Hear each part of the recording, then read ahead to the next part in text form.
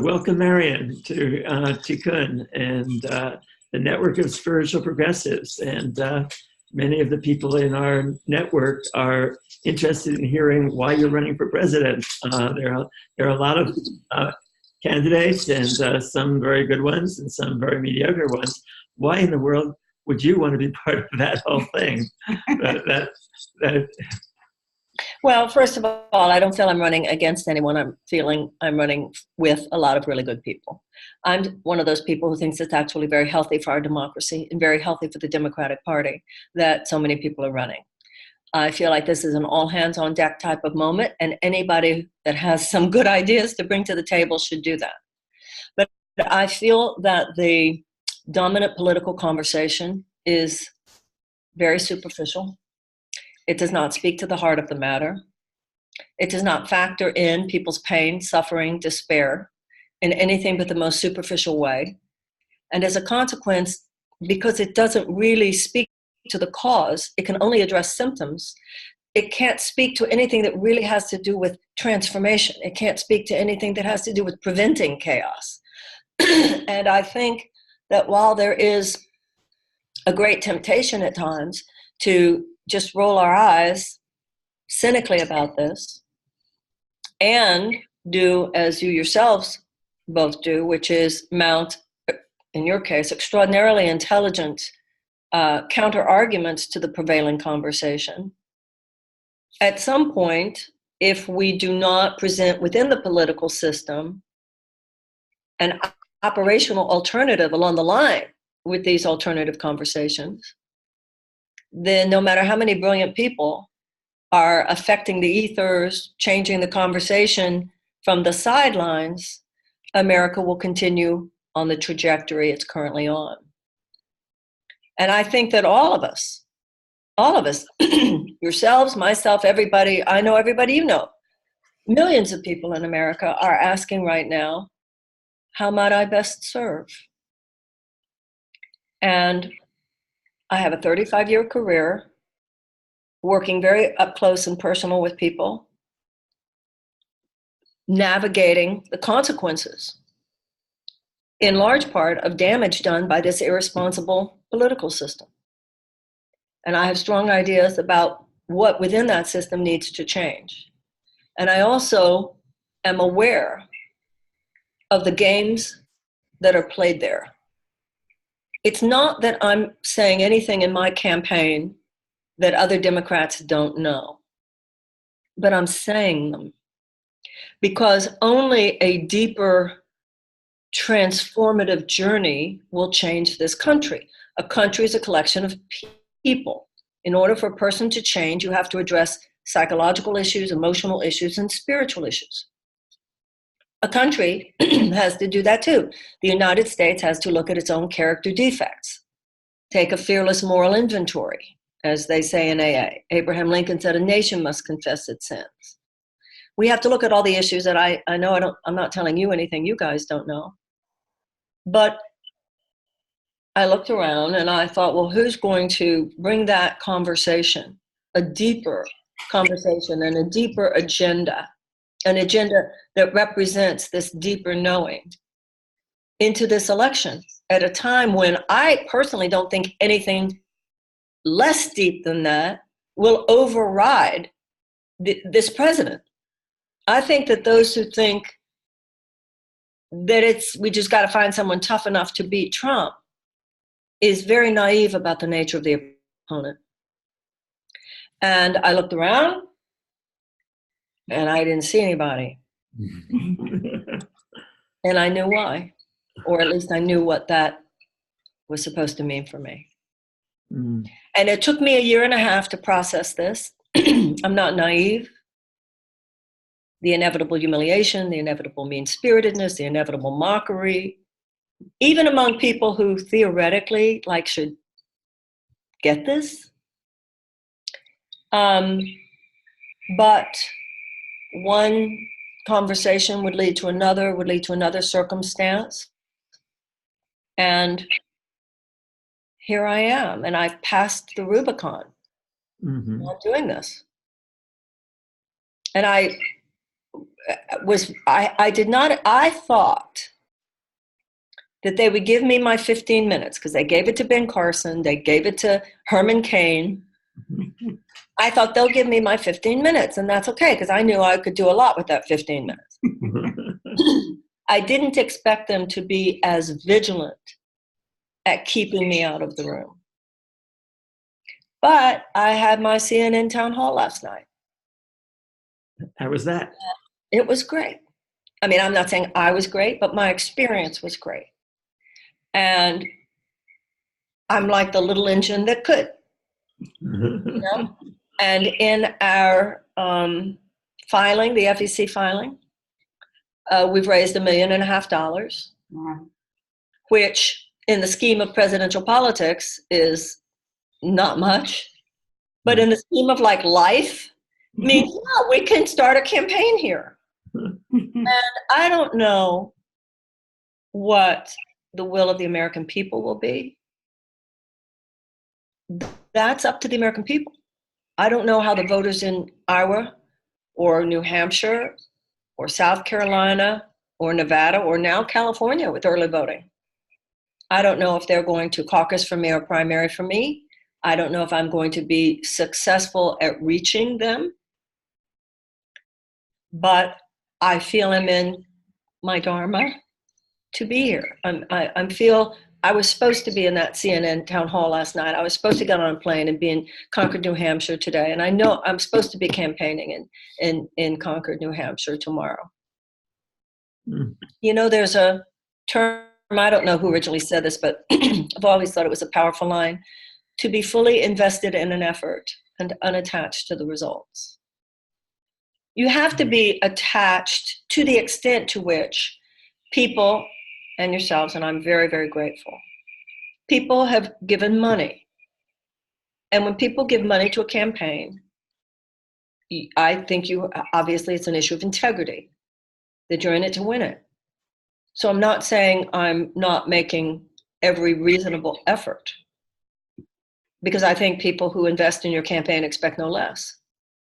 But I also think that people who have invested in my campaign in whatever way are glad to think that I'm seeking to do this without playing a silly game. Okay, great. So you mentioned that you know a lot of what has to be changed in America. What do you have in mind? Well, obviously, the cancer underlying all the other cancers has to do with the nefarious influence of money.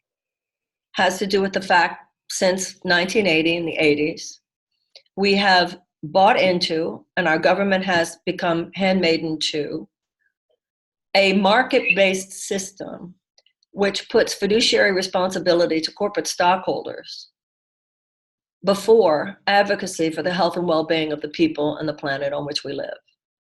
And this principle of market forces untethered to any ethical or moral responsibility to any stakeholders beyond stockholders has not only corrupted our government, it has also hijacked our value system.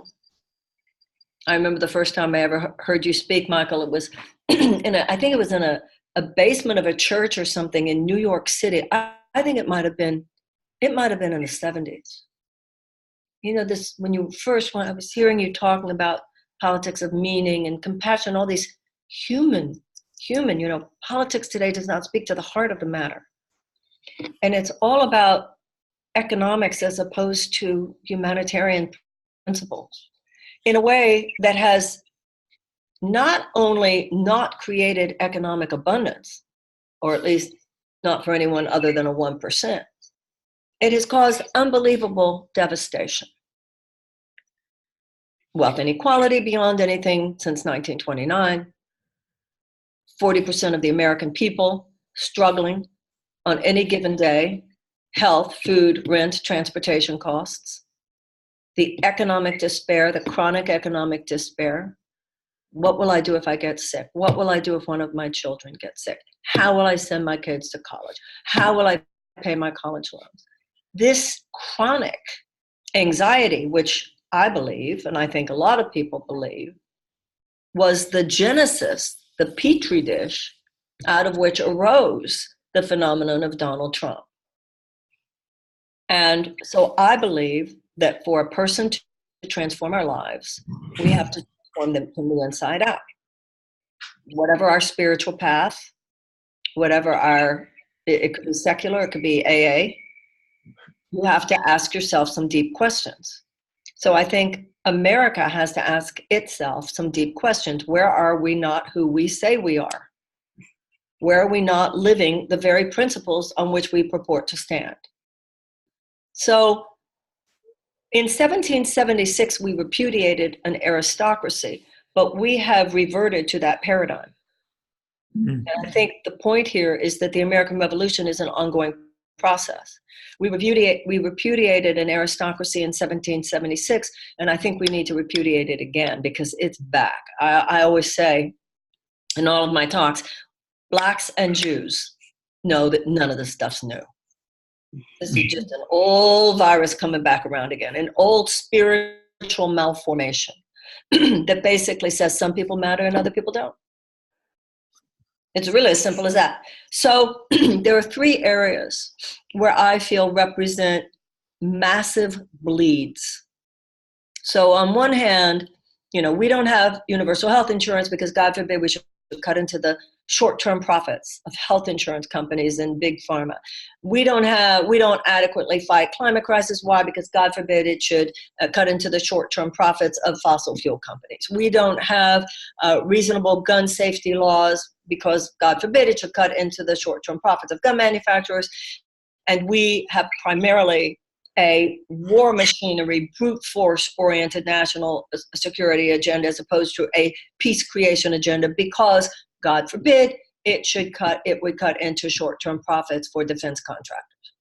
There are three of those where I feel the bleed is so massive that it must be addressed immediately and fundamentally. One of the reasons I'm running is because the dominant political conversation, except for Bernie, except for Elizabeth, represent incremental changes. And I don't think incremental changes are going to do anything. I think it's like Martin Luther King's critique of incrementalism. The status quo will co-opt the incremental change. And then you actually think you're changing something, you're not changing anything. There's no fundamental repair. The three that are really the pillars of my campaign. I mean, obviously I have the traditional, very progressive, we need a massive infusion of economic hope into the sinews of our civilization. Medicare for all, an increased minimum wage, paying off these college bills, or at the very, very least, negotiating, if not canceling those loans, making college free, etc. But more importantly, I talk about where money comes from.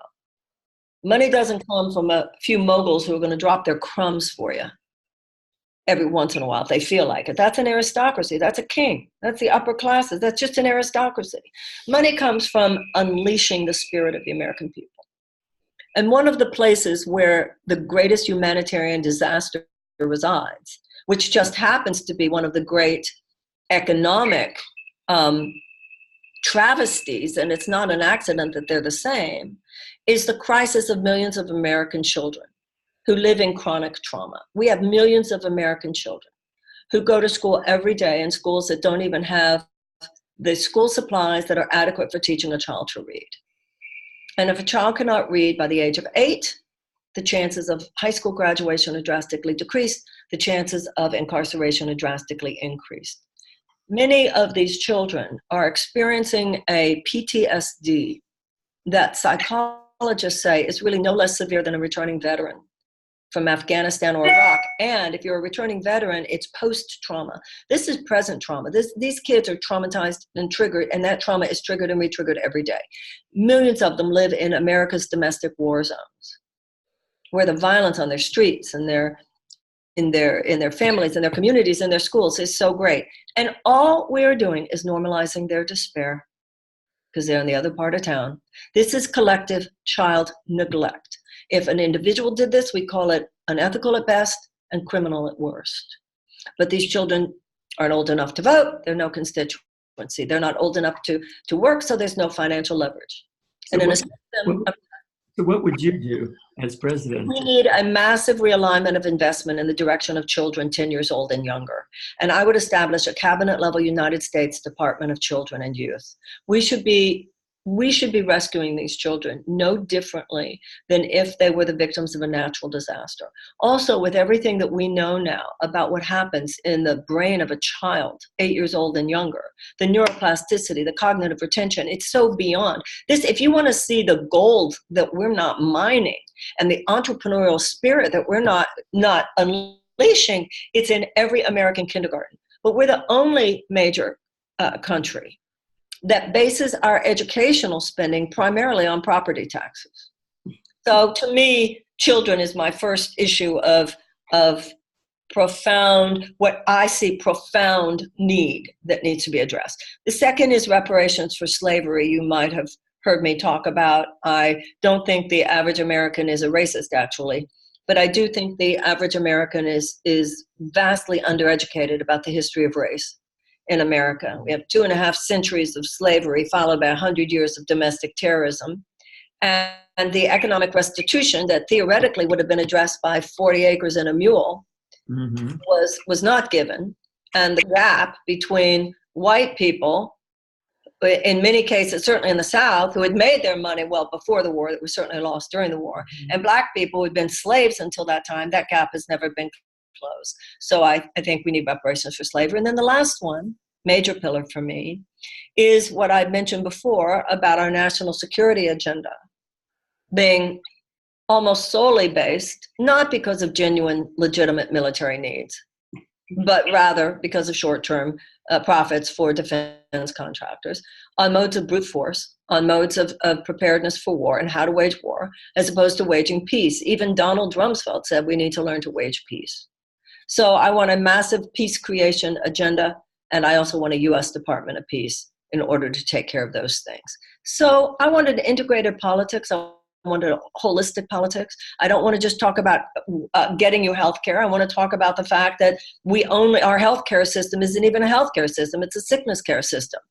We talk about how we're going to pay for it once you get sick, but we're not talking about all the carcinogens and the toxins and the chemicals and all of the environmental toxins that are helping to make you sick to begin with, including all the economic stress that's helping you making you sick. So to me, those are examples of things which represent a much deeper conversation than this shallow high school level superficiality that dominates our politics today. So how do you imagine reaching the percentage of Trump supporters, for example, that voted for Obama,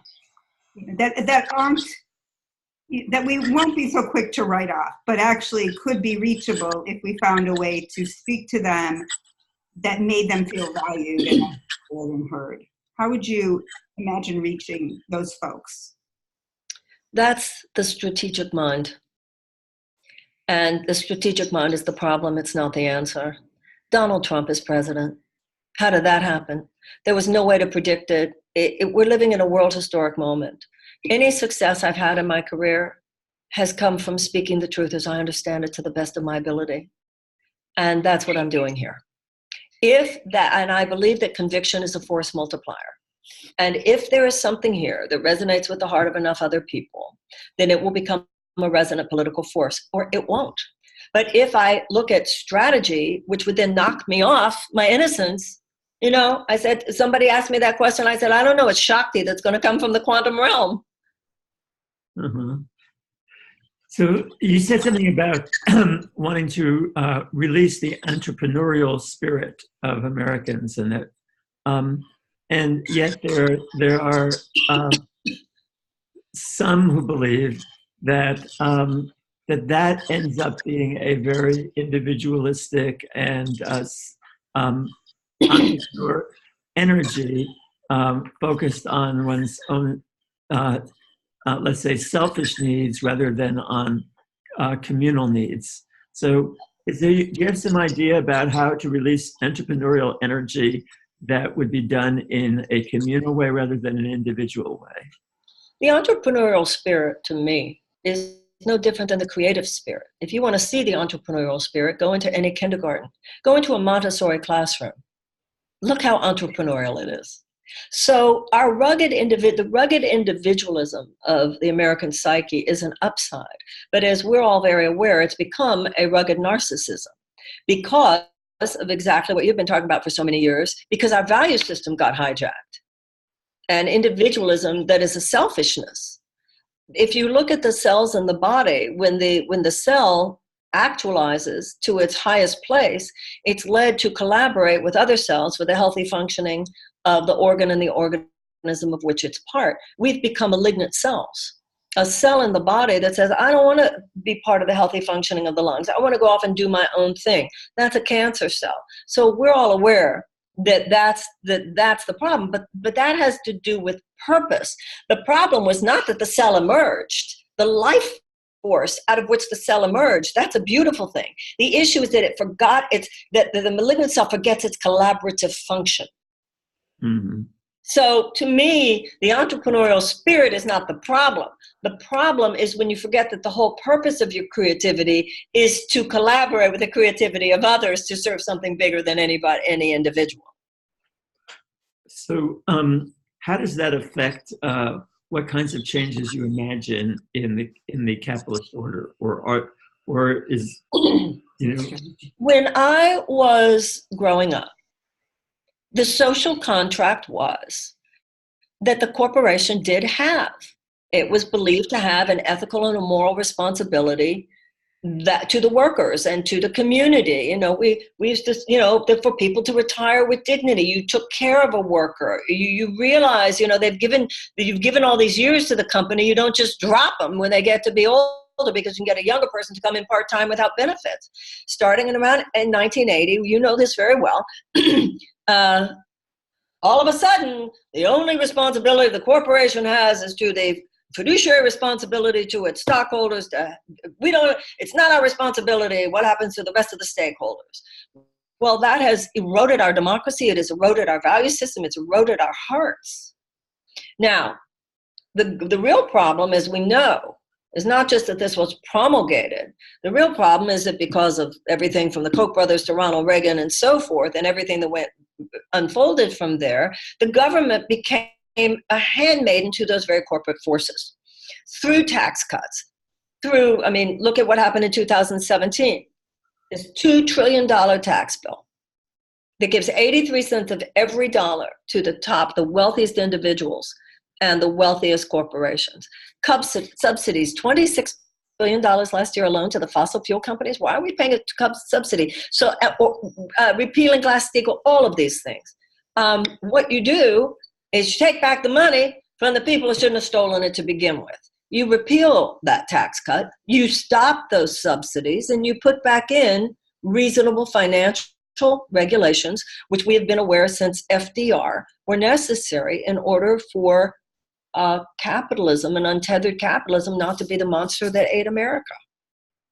I mean, we've been pushing back against the overreach of an untethered capitalism since child labor laws. That's why unions came to be. That's why antitrust laws were established. What's worrisome to me, Michael, is that we now have a generation several generations. They were born since 1980. They don't remember. They don't realize what an aberration this is. That's why when everybody says we need a younger generation, I don't know. I think we need a generation old enough to remember. This is not the way it's supposed to be. We remember a time when people guffawed at the craziness that is promulgated upon us now. Mm-hmm. You know, and there are very powerful capitalist voices now, Ray Dalio, Jeremy Grantham. There's some really serious, very, very, very rich people who realize this has gone too far. You know, the Bastille will be stormed. You know, all you have to have done is read Dr. Seuss. If you've ever read Yertle the Turtle, this is so unnatural. Nature restores itself. This cannot continue. And so I believe that we're living at a time where it's possible for capitalism to claim its conscience. We'll see. But I do think the capitalism is good at creating economic opportunity, but it's terrible at taking care of everybody. I think socialism is good at taking care of everybody, but not always as good at creating economic opportunity.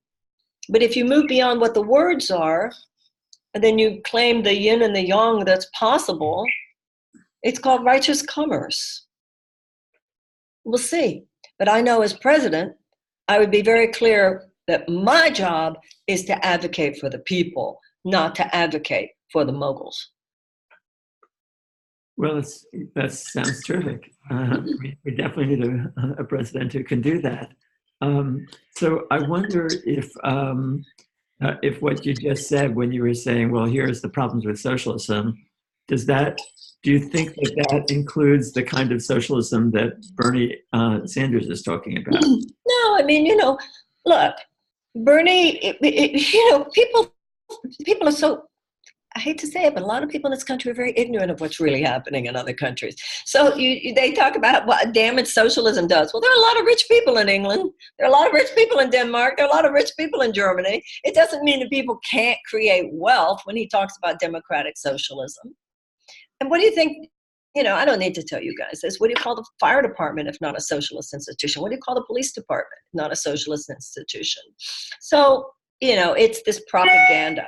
So you have the health insurance companies and the big pharma that doesn't want us to have universal health care, even though every advanced democracy has it, even though the point of universal health insurance for me is to remove the tension and the stress, by the way, which makes so many people sick, that the average American lives with, and that is completely unnecessary in a society like ours. So you have these forces who say, ooh, that's socialist, like that's a bad thing. Just propaganda, we know that. So is there some idea you have about how to redistribute the wealth so that there is not such a huge gap? Well, you repeal that 2017 tax bill. It's a $2 trillion tax bill. You repeal the 2017 tax bill, although I would put back the middle class tax cuts. You close those loopholes. You get rid of those horrific subsidies. Why are we subsidizing oil? Why are we subsidizing agribusiness? Why are we subsidizing these forces that are, this is nothing other than a systematic theft of major aspects of the US Treasury, and this theft has been going on for 40 years. And the whole idea was all this money that would trickle down from the top and lift all boats. And we know it hasn't lifted all boats. It's left millions without even a life vest. I think what we're going to need, along with the Green New Deal, if we have a Green New Deal, so you have massive infrastructure repair, you have massive job creation, you have massive regreening and greening, then we'll know how many jobs are created from that. But in addition to that, I think we are going to need some form of universal basic income because we have a tsunami coming at us. We have an absolute tsunami coming at us. If you put all of the imbalance that you and I have already been talking about here, and you add to that this wave of automation that's only just begun, I think the only way to stave off economic catastrophe and to give us the opportunity to make it through this transition will be with some form of combination of federal jobs guarantee and universal basic income. And what would that look like? Well, if you look at someone like Andrew Yang, he wants it to be what he calls a freedom dividend. He talks about $1,000 to every person every month. To me, we don't need to commit to how much it would be until we see what a Green New Deal would provide, because a Green New Deal would provide massive job creation. For me, it's whatever it would take. Whatever it would take for the American people to be able to relax, so that the American people could self-actualize, so the American people could soar, so the American people could spread their wings, so that we could stop capping people's dreams and we can start unleashing people's spirit, which not only is our God-given function on this earth, because each of us have unlimited God-given potential, it's also the true source of economic as well as spiritual abundance. What I do think is we need is a massive infusion of economic hope and opportunity. You know, you've been talking obviously about the New Deal model for a very long time. And what I always felt from you, which is what I feel so strongly as well, is it's got to be FDR-like. It's not these incremental changes. We're coming in and we're doing this. And this is why when you say, Kat, you know, how do you convince anybody? I'm just saying what I believe, because let me tell you something. If people actually elect me, then there will be no question about what I'm going to do. Because I'm saying it. This is what I want. And then it would be, okay, let her do it or whatever. You know, what are the chances of this happening? We could talk about that, but Donald Trump is president, guys. So anybody who thinks that they can predict anything, who knows? This is an extraordinary moment. I don't need to tell either of you that. Yes, for sure. Yeah, exactly. Yeah. So when you talk about the needs of children and kids in our society, which is deeply profound and really scary when we think about the ways that a lot of kids are being raised Ticking time bomb in communities where we're not providing adequate resources collectively for those communities. What is it that you're hoping that might look like? And not only, and you use the word rescue, which I want to give you an opportunity to elaborate on, because I know some people are going to have an uncomfortable reaction to that word. Well, like it's codependent or enabling to rescue a drowning child. I'm just have their experience. So yeah, Jewish bullshit has no place here. So yeah, if you could just speak what to we're talking what about. is it that you imagine we Yes. could do to uplift people so that the resources that we see in upper middle class neighborhoods are more available for everyone, because we don't want to bring everyone down, right? We want to uplift everyone. And it's not necessary to bring anyone down. Right. There are people all over this country who are doing the work that is necessary. It is wraparound services. It is anti-trauma. It is anti-bullying. It is conflict resolution. It is restorative justice. We have American children going to elementary schools and being put on suicide watch. We have millions of American children going to school every day hungry and getting their food from food banks. We have 41 million people who are food insecure in the United States. What does it look like? People get fed. What does it look like? All of the people, see, this is what I find tragic. You could look at any area. We could look at the things necessary to treat these children, the social workers, the teachers, the wraparound services, the kind of people who are real experts at early childhood, et cetera, and the needs of early childhood. Not only early childhood, but I mean starting from birth. I mean, this would start, right, with paid parental leave. I mean, the trauma begins. We have children who are traumatized before they even hit preschool. But it's not like we don't have the people who know what to do. I meet with these people everywhere I go, but this is what's happening. So the fossil fuel company gets a $26 billion subsidy. The 83 cents of every dollar that we were talking about goes to these extraordinary tax cuts for the 0.01%. And these people are hoping for the $100,000 government grant. They're hoping that the fundraiser will raise $50,000. And when things are going really well, they're able to help some children, maybe 15% of those who need the help. This is not mysterious. It's like anything else in life. Where do you put your resources? What this country, I'll tell you what we need. We need cash and we need leadership. Okay, that's good. That's a good combination. It is, doesn't it? That's a formula. So what do you imagine is the appropriate response, or the response you would give to the burgeoning numbers of people who want to come from other countries and live in the States? How do you understand that, and how do you think Americans can and should respond? All four of my grandparents came through Ellis Island. My father was an immigration lawyer. My brother is an immigration lawyer. I come from a family very well ensconced in the narrative of the immigrant, not only the gifts of the immigrant, but the superiority of a national agenda which honors the immigrant. And I believe that what this president has done to demonize the immigrant is one of the darkest aspects of his agenda, and which has unfortunately harnessed some of the darkest aspects of the American psyche. To the extent to which there is a quote unquote crisis at the border, and much of the crisis is one that he made up and created.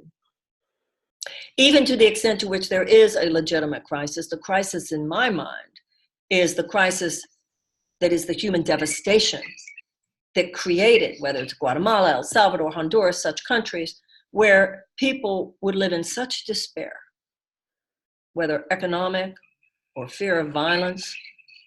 Am I afraid of being beheaded, or am I afraid of starving? I don't know. Take your poison. But what is the level of devastation that would lead a woman alone with 2 babies to start walking across the deserts for hundreds, if not thousands of miles, in the hope that maybe there could be a place safe where she could raise her children? That's the crisis. And the crisis is the American heart, that we don't get that that's the crisis. And another crisis of our democracy is that we don't have a political system having a deep conversation about American foreign policy in Latin America over the last few decades. Given that we're talking about the Western Hemisphere, and anything that happens in the Western Hemisphere is the business on a certain level of every other country in the Western Hemisphere. I understand that. But certainly it wouldn't be news to you guys how American foreign policy, just like American domestic policy for decades now, has had more to do with advocating for short-term profits for corporate interests than for people or planet. And that's not only in the United States, but even more so in some countries in the world where they could get away with it even more. Mm. Yeah, you're so right. So, you mentioned to me before we started this that you had been on the CNN Town hall. What? Yeah, the town hall last night. And that you, amongst other things, were asked about or addressed the situation in the Middle East. So I wonder what your thoughts are in terms of what you consider a solution and what you consider the role of the United States in helping to create that solution. Ultimately, I think the solution is not on the level of the material plane. Ultimately, the solution is not on the level of the green line. Ultimately, the solution is not on the level of military or settlements or anything else. Ultimately, 2 groups of people who have both experienced historical trauma and who, because of the lack of adequate processing of that trauma, are emotionally incapable of really being present for the pain of the other, are going to have to find a way to, despite their conflicting historical narratives, live on the same piece of land. And actually, I feel that one of my qualifications that I bring to the table here is that I've done 35 years of couples counseling. Mm-hmm. I think that both Palestinians and Israelis would know, if I'm president, that I, and on behalf of the United States, have a robust, simultaneous, and equal dedication to both the legitimate security concerns of the Israelis and the human rights and dignity and economic hopes and opportunities of the Palestinian people. And I would work very hard that Palestinians would feel heard by me and understood by me, but that never at any moment would that mean that I sway from a dedication to the legitimate security of Israel. And Israeli leaders and Israeli people would similarly feel that I understand, I care, and I am a Jew. My love for Israel is second only to my love of the United States. But nothing in that conversation makes me sway from my dedication, personally and on behalf of the United States, to the dignity, the human rights, and the economic opportunities of the Palestinians. And Netanyahu, I'm sure, would have a problem with me. I'm very disappointed at his election and the horrifying and illegal signals that he's been getting from our president, whether it has to do with, Yeah, Israel has sovereignty over Golan Heights, for instance. No, it doesn't. It has, I believe, reason to occupy until there's a reasonable, stable government in Syria with which to negotiate. But know that you do not have the right, just because you're occupying a land, to annex it. And you do have a legal and a moral responsibility to use the resources of whatever occupied land there is on behalf of the people who live there. And that applies as well to the blockade of Gaza. So I have met people, as I'm sure you guys have, both Israelis and Palestinians, who are doing the real work. They're doing the real work. It is psychological work. It is emotional work. It is spiritual work. It is heartbreaking work. It is transformational work. If I'm president of the United States, the world is going to know that America's greatest ally is humanity itself. And when we have any peace talks, and of course, I would wish to be on their speed dial, whether it was the leaders of Israel or the leaders of the Palestinian Authority. Anytime they want to talk about a two-state solution, call me anytime, day or night. Mm-hmm. Obviously, it's not a question that it's not something we can put on the table. But I'll tell you, if there's any serious conversation, to me, the people doing the real work, they're not peripheral. They should be at the table too. Nice. Yeah. And what's your response to the BDS movement, which has its own strategy for how to deal with the situation? Well, if it was only BDS, if it was only boycotting settlements, then maybe we could have a conversation. But there's no way in my mind that I know of to separate BDS as it applies to the settlements with BDS as it applies to any Israeli company. And so I do believe, and it's interesting because you and I, the three of us, I have not heard your views on this. I believe there is a lot of masked and even unconscious anti-Semitism on the part of many people in the American left today. And I know the line, oh, you always say that if we have any legitimate criticism of Israel, you guys just say it's anti-Semitic. Well, no, I don't always say that. I'm just saying it based on what you just said. Mm-hmm. And I think there is such thing as unconscious anti-Semitism, just like I believe that there's unconscious racism. So no, I do not support the BDS movement. Okay, clear statement. So I don't know if you're familiar with it, but we at Tikkun and the Network of Spiritual Progressives have been arguing that in order to achieve peace in the world, we need a global Marshall Plan to end both domestically and internationally the inadequate healthcare, inadequate education, inadequate basic finances of most people on the planet. That's a rather big project to take on. I wonder whether you have, I don't know if you've read any of our stuff about that. Of course I know about that, Michael, because that's been your signature for, I think, decades now, the whole idea of the Global Marshall Plan. So I certainly know about it. I'm not going to go that far and have any hope. However, I do say this. I believe that we should see large groups of desperate people as a national security risk, because desperate people do desperate things.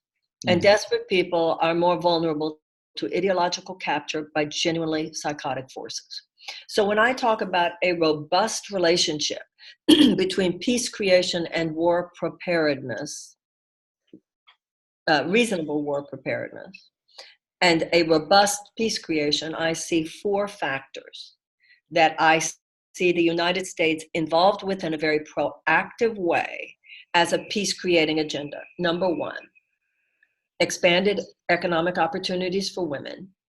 Two, expanded educational opportunities for children. Number three, reduction of violence against women. And four, the diminishment and amelioration of unnecessary human suffering wherever possible. So even though that is not in the form of a strategized global Marshall Plan, it is in essence, in my mind, a global Marshall Plan of sorts, because it sees America's commitment to the well-being of all humanity as one with care of ourselves, because that's what life is once you realize that we are our brother's keeper. Once you realize that what you do to others, you do to yourself, and what you withhold from others, you withhold from yourself. You realize that righteous behavior is not only a nice thing, but the only survivable option, ultimately. Charitable, generous, you talk about a politics of generosity, etc. That is the only survivable option for the human race. Some people say, all this love stuff is naive. I say, and I would think on a certain level you'd agree with me, that anybody who thinks that we can fail to deepen our capacity to love one another and survive for another century on this planet, they are naive. Yes, totally. As you probably know, I'm coming out with a book in the fall called Revolutionary Love that argues that love is at the center. And you've just come out with a book, The Politics of Love. So yes, yes. So show it. It looks like an attractive cover, and best of luck with that, and with your book, and with our joint desire to help people understand the centrality of love as a transformative force in the world. Is there anything you'd like to add? No, I don't. I think we kind of covered it. We covered a lot. Yeah. I'm trying to think back on something. Do you guys support BDS? No. Yeah. I don't support it, not because I think it's intrinsically anti-Semitic, but it's actually has anti-Semites in it. But that's not. But no, the main reason I don't support it is because I think it's a really bad strategy for getting change. Actually, I believe that the BDS movement has had the effect of giving a great gift to Netanyahu, who has used that existence of that campaign to scare more Israelis, and that the move in Israel in the last few years towards the right has been increased by the BDS movement and its refusal to at any point say that we recognize the right of Israel. I agree. Okay, I'm glad. I feel obviously the same way. Yeah. Yeah. But I also think it's also strategically mistaken because it allows the discussion to shift from what's wrong with the occupation to, is this the right strategy? Is this the right tactic? Now that you might have said, well, but wait a second, they did BDS against South Africa and it worked. But when the BDS campaign started around South Africa, the vast majority of Americans already were against apartheid, including President Reagan, who was saying, yeah, I want to see apartheid removed. It's a bad thing, but the way to get it is through engagement with the leaders of. Now, the rest of us said, no, engagement is not going to work, but you had basically the entire spectrum of political people in the United States saying the apartheid there was wrong.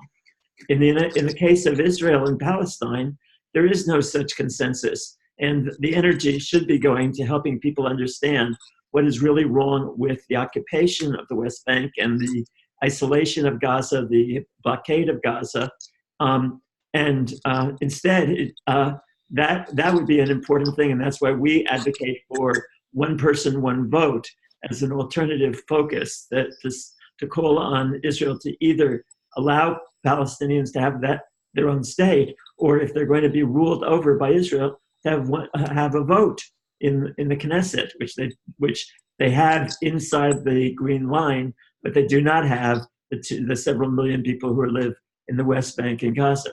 So So that's more of our concern. I agree with you entirely and learn from you as usual. But see, shifting the conversation towards the tactic is a terrible mistake, particularly when in that situation. Yeah. So instead of having conversations about the occupation, we're having conversations about silencing dissent. We're having debates about the delivery of bill that prohibits discussion about BDS instead of what is happening on the ground that is so awful that we should all be outraged about. And of course, we're against the laws that would prohibit discussion of BDS, but not in favor of BDS. Right. To be against the laws that would prohibit discussing it.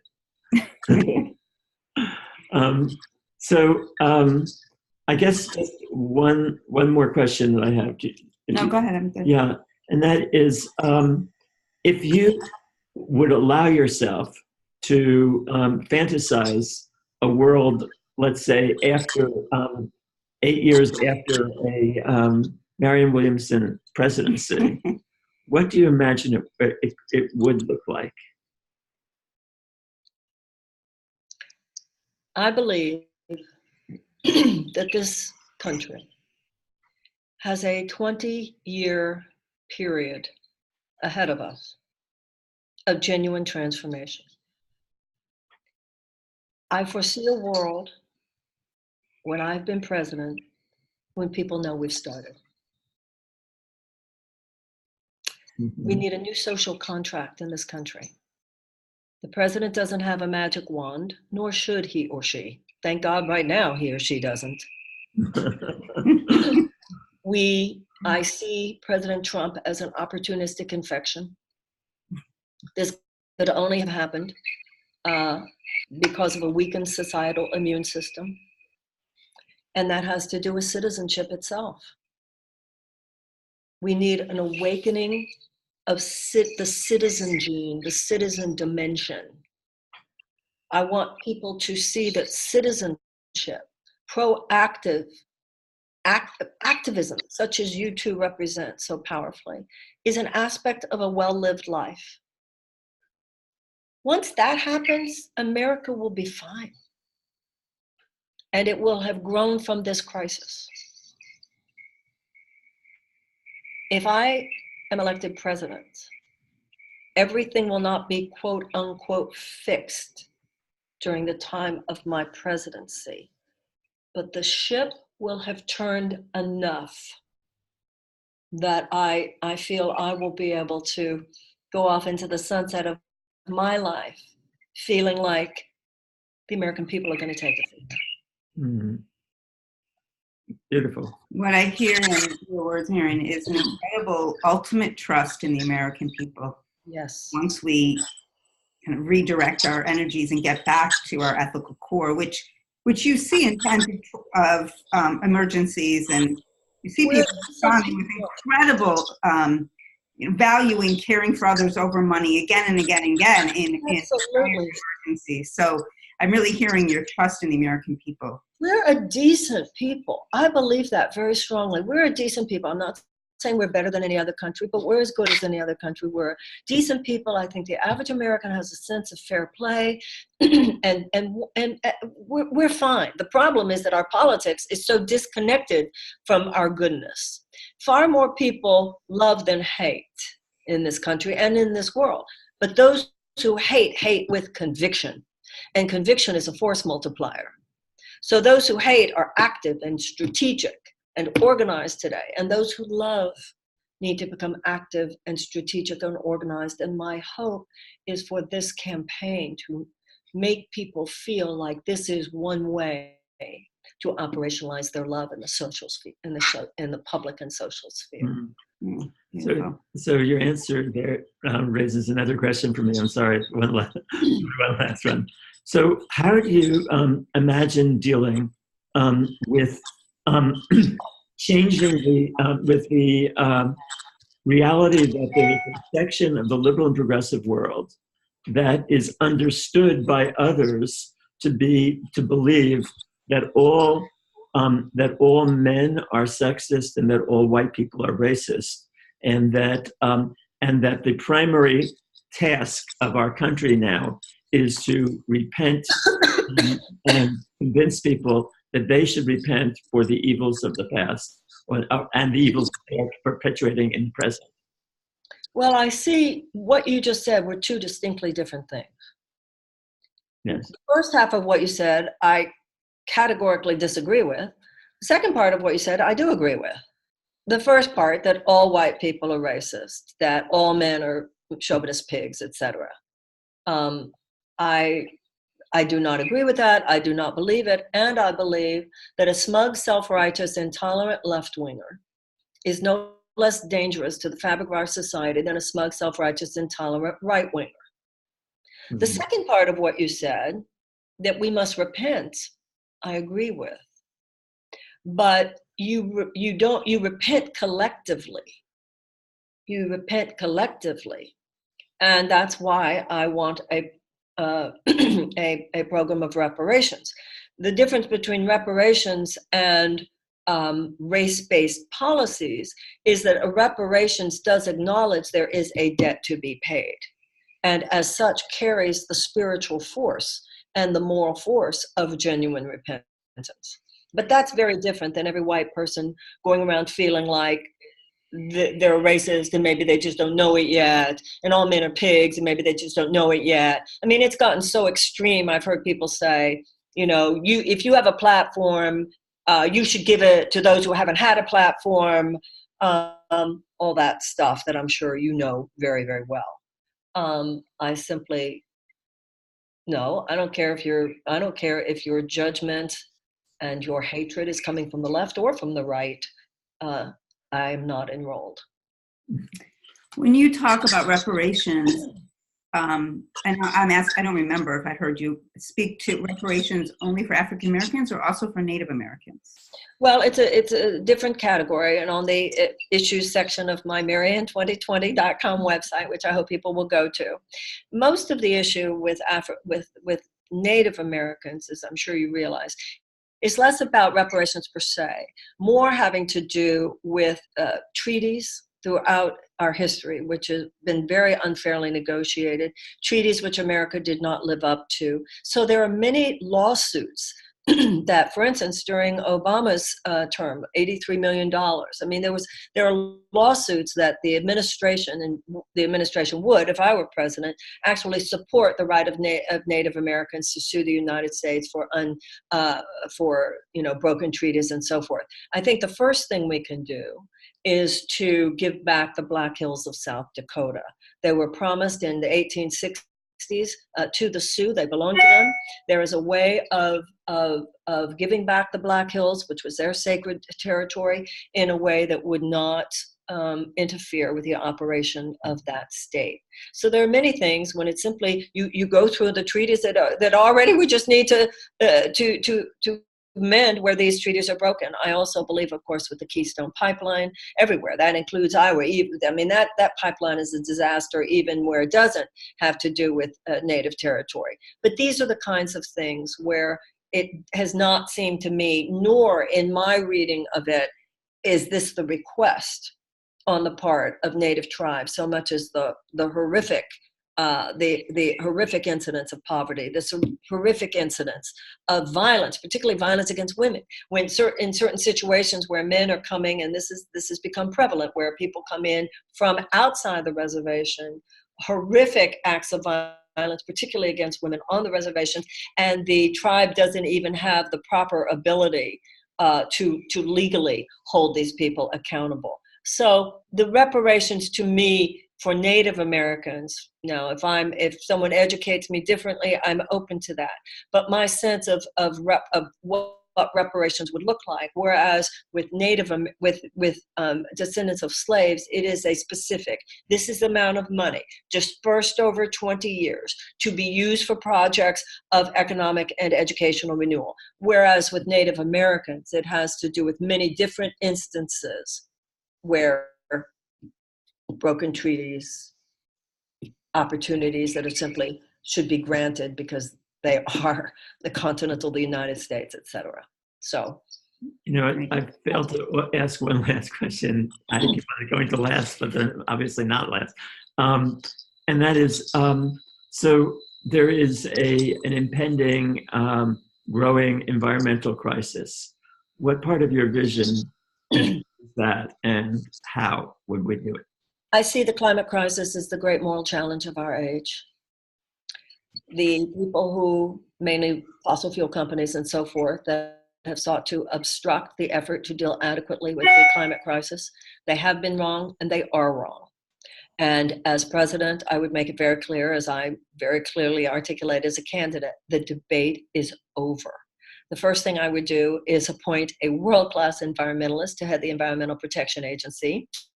The ex-chemical company lobbyists no longer need work there. The ex-oil company lobbyists need no longer work there. I want the EPA to be a magnet for world-class environmentalists, sustainability experts, etc. The EPA would know the president has your back. The full force of the executive branch is at your service, has your back. I know we have 12 years to deal with this. We need to bring that carbon out of the atmosphere. We need to sequester it. We need reforestation.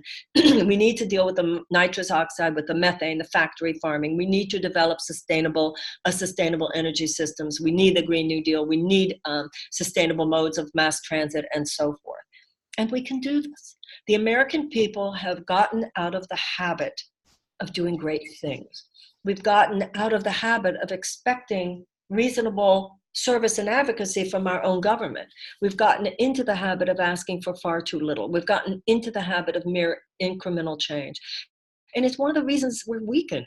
It's one of the reasons we don't have energy, because we're not going after great things. And I believe, based on my 35-year career, that I have a skill set. I'm not saying that it's greater than anyone else's, but I don't see anyone else with that skill set running for president, to inspire and to motivate, because it has to be that level of enrollment on the part of the American people. This is what has to happen, and this is what we're going to do. We're going to go to the moon. We're going to deal with the climate crisis. And I believe that unleashing of fervor and passion and affirmation and consensus will not happen without a president or some voice that recognizes the moral dimension, not only of this crisis, but of our need to address it properly. It is a profoundly primal disconnection when we forget our relationship to the earth. We forget our relationship to food. We forget our relationship to animals. All that is very tied into our forgetting our relationship to one another.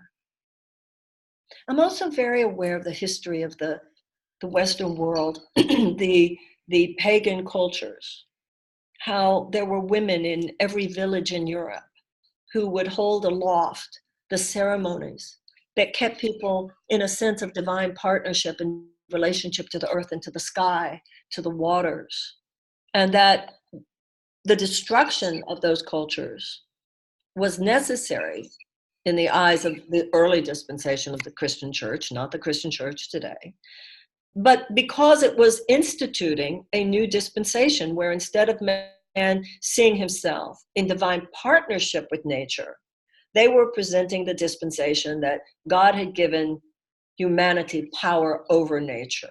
And even though they conveniently left out the part where even with that biblical reading, theoretically, man was to be a good steward of nature, they saw it only in utilitarian purposes. So it was originally a spiritual malformation, which was the beginning of the environmental crisis. And I believe a spiritual embrace of our divine relationship to nature is the genesis of its repair.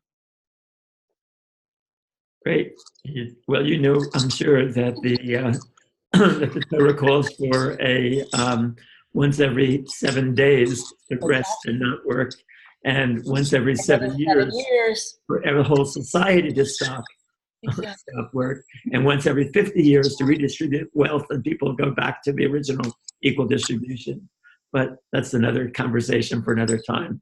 Marianne, you know that as a nonprofit, we're not able to endorse candidates, and we will seek other interviews with other people. But God bless you, and God bless what you're saying.